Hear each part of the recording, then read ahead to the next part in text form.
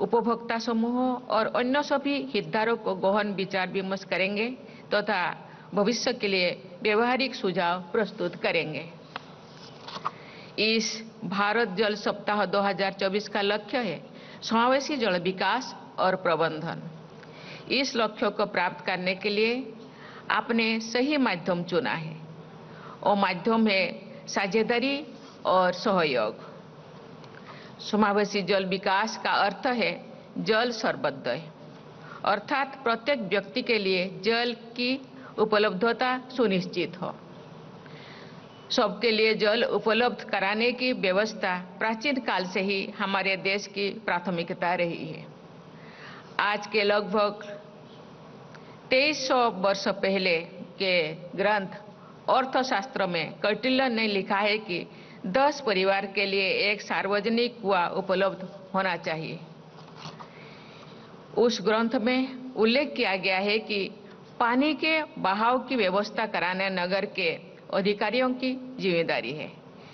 यदि कोई व्यक्ति पानी के बहाव को रोकता है तो उस पर जुर्माना लगेगा। सदियों की विकास यात्रा के बाद भी आज के युग में हम देखते हैं कि वाटर ड्रेनेज पर निर्मित अवरोधों के कारण बारिश होने पर जगह जगह जल भराव और बाढ़ की स्थिति उत्पन्न हो जाती है। जनजीवन उससे अस्त व्यस्त हो जाता है। चंद्रगुप्त मौर्य और कौटिल्य से भी बहुत पहले ऋग्वेद में पानी के महत्व के बारे में अनेक उल्लेख मिलते हैं। हमारे समाज में जल संसाधन को बहुत मूल्यवान माना जाता है। ऋग्वेद की एक ऋचा है, अप्सु अंतः अमृतम अप्सु भेषजम, अर्थात जल में अमृत है, जल से औषधि है, यानी जल जीवनदायी अमृत की तरह है। मानवता के लिए तथा सभी प्राणियों और वनस्पतियों के लिए भी जल का आवश्यकता है। आजादी के अमृत महोत्सव मनाने के दौरान देश में 60,000 अमृत सरोवरों का विकास अथवा पुनरुद्धार किया गया है। ये प्रयास जल संचय की हमारी सांस्कृतिक परंपराओं से जुड़ा हुआ है।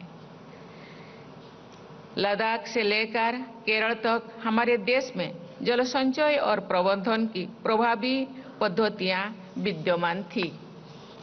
ऐसी पद्धतियां अंग्रेजी शासन के दौरान धीरे धीरे लुप्त होती गई। हमारी पद्धतियां प्रकृति के साथ सामंजस्य पर आधारित थी।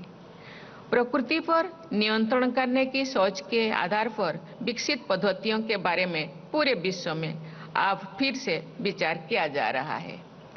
प्रकृति के साथ सामंजस्य के मार्गों को बेहतर माना जा रहा है। वाटर रिसोर्स मैनेजमेंट के विभिन्न प्रकार के अनेक प्राचीन उदाहरण पूरे देश में उपलब्ध है जो आज भी प्रासंगिक है। हमारे प्राचीन जल प्रबंधन प्रमाणियों पर शोध होना चाहिए और आधुनिक संदर्भ में उनका व्यवहारिक उपयोग होना चाहिए। सरोवर, कुआं, तालाब, जलकुंड और पोखरी ऐसे सभी जल निकाय सदियों से हमारे समाज के लिए वाटर बैंक रही है। आप बैंक में पैसा डिपॉजिट करते हैं, उसके बाद ही आप बैंक से पैसा निकालकर अपना उपयोग कर सकते हैं। यही बात पानी के विषय में लागू होती है। मानव समाज के लोग पहले जल संचय करेंगे तभी ये जल का उपयोग कर पाएंगे। धन का दुरुपयोग करने वाले लोग संपन्नता के निर्भरता को स्थिति में चले जाते हैं। उसी तरह वर्षा से समृद्ध क्षेत्रों में भी जल का अभाव दिखाई देता है। सीमित आय का समझदारी से उपयोग करने वाले लोग अपने जीवन में आर्थिक संकट से बचे रहते हैं। उसी तरह कम वर्षा वाले क्षेत्र में जल का संचय करने वाले ग्राम समूह जल संकट से बचे रहते हैं। भारत में राजस्थान और गुजरात के कई क्षेत्रों में ग्रामवासियों ने अपने प्रयासों से जल संचय के प्रभावी तरीके अपनाकर जल के अभाव से मुक्त होते। इसी तरह आज दो बहनें कैसे जल के प्रभाव को, जल के असुविधा को दूर किए हैं। अपना घन जंगल एरिया में हम लोगों के सामने उनके एक्सपीरियंस उजागर किए हैं और सही में नहीं प्रशंसा के पात्र हैं। इसी तरह हम सभी एरिया में इस एरिया के हम एक प्रतिनिधि के रूप में प्रत्येक हम प्रयास करेंगे तो जल का जो अभाव है उसको हम दूर कर सकते हैं। हम जानते हैं जितने भी पहाड़ जंगल एरिया है वहाँ झरना रहता है। झरना के पास कोई जीवित झरना रहता है और झरना के भी मरता नहीं। उस झरना के पानी को हम संचय कर सकते हैं और उसको हमको पीने के पानी और जो भी हम लोगों का सुबह से लेकर के शाम तक जो हम पानी के व्यवहार करते हैं उसको हम उपयोग कर सकते हैं। इसी दिशा में हम गवर्नमेंट को भी हम बता सकते हैं कि कहाँ झरना है, कहाँ पानी की आवश्यकता है। जैसे कि हम लोगों के दो बहनें गवर्नमेंट के सहयोग से वहाँ के पानी का समस्या को दूर किए हैं। जल संचय के बारे में तो मैं यहाँ तो कहना चाहूंगी कि पानी की एक एक बूंद मोती की तरह मूल्यवान होती है। उसे संचित करने का हर उपाय हमें करना है। हमारे यहाँ लोकप्रिय कहावत है कि बूंद बूंद से सागर भरता है। बूंद बूंद से सागर भरने के इस प्रयास में सभी देशवासियों की तथा जल प्रबंधन से जुड़े सभी हितधारकों को भागीदारी करने का आवश्यक है। देवियों और स्वजनों, ये प्रसन्नता की बात है कि जल जीवन मिशन के तहत ग्रामीण घरों में जल से जल पहुंचाने की सरकार के प्रयासों से बहुत कम समय में बहुत बड़ा बदलाव आया है। मुझे बताया गया है कि पूरे देश में 78% से अधिक ग्रामीण घरों तक जल का कनेक्शन पहुंचाया जा चुका है। केंद्र सरकार ने वर्ष 2021 से catch the rain water where it falls when it falls के संदेश के साथ शहरी तथा ग्रामीण क्षेत्र में ब्लॉक स्तर पर एक अभियान शुरू किया है। इस अभियान का उद्देश्य जल संरक्षण, वर्षा के जल का संचय तथा जल प्रबंधन के अन्य महत्वपूर्ण लक्ष्यों को प्राप्त करना है। वन संपदा को बढ़ावा भी जल संपदा में सहायक होता है। व्यापक स्तर पर वृक्षारोपण के द्वारा भूजल का स्तर ऊपर उठाया जा सकता है। मुझे विश्वास है कि सभी देशवासियों की भागीदारी से एक पेड़ मां के नाम लगाने का अभियान बहुत प्रभावी सिद्ध होगा। जल संचय और प्रबंधन में बच्चे की भी महत्वपूर्ण भूमिका होता है। यहाँ बहुत सारे बच्चे आए हैं और देश का भविष्य है। देश का हम पानी का उपयोग सुबह से शाम तक करते हैं। जल नहीं तो जीवन नहीं।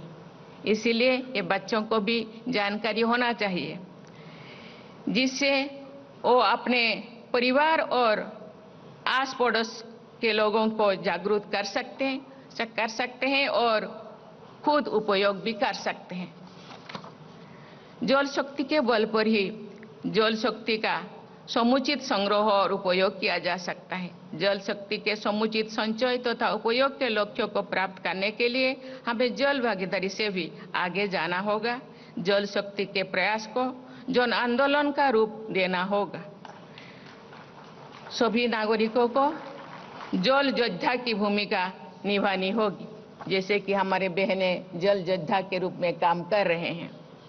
देवियों और स्वजनों, विश्व समुदाय ने संयुक्त राष्ट्र संघ द्वारा अपनाए गए सस्टेनेबल डेवलपमेंट गोल्स के तहत वर्ष 2030 तक सभी के लिए जल की उपलब्धता तथा स्वच्छता को सुनिश्चित करने का लक्ष्य रखा है। इन लक्ष्यों में महिलाओं और लड़कियों की जल तथा स्वच्छता संबंधी आवश्यकताओं को विशेष उल्लेख किया गया है।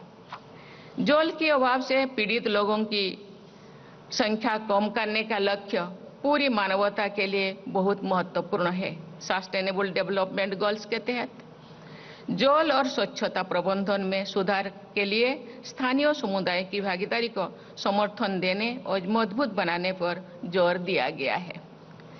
इस आयोजन का विषय भी भागीदारी और सहयोग पर केंद्रित है।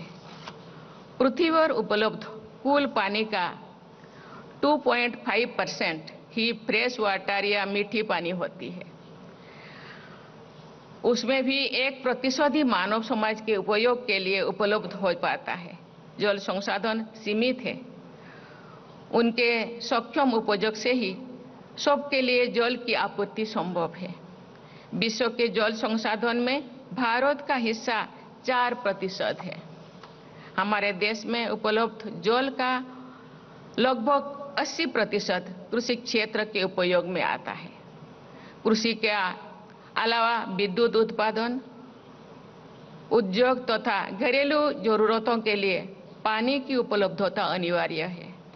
पानी के सक्षम उपयोग द्वारा ही संतुलित तरीके से विभिन्न क्षेत्र की आवश्यकता को पूरा किया जा सकता है। मैं आशा करती हूं कि इस आयोजन में होने वाले व्यापक विचार विमर्श के आधार पर सभी हितधारकों द्वारा साझेदारी और सहयोग के प्रभावी तरीके तय किए जाएंगे। मैं चाहूंगी कि सभी प्रतिभागी एवं समावेशी जल प्रबंधन व्यवस्था को बढ़ावा देने के लिए हर संभव प्रयास करेंगे। आज हम सब जल सर्वोदय का संकल्प लें। इस शुभ संकल्प को सिद्ध करने के मार्ग पर आप सब तेजी से आगे बढ़े। इसी कामना के साथ मैं अपनी वाणी को विराम देती हूँ। धन्यवाद। जय हिंद, जय Bharat. Thank you, Your Excellency.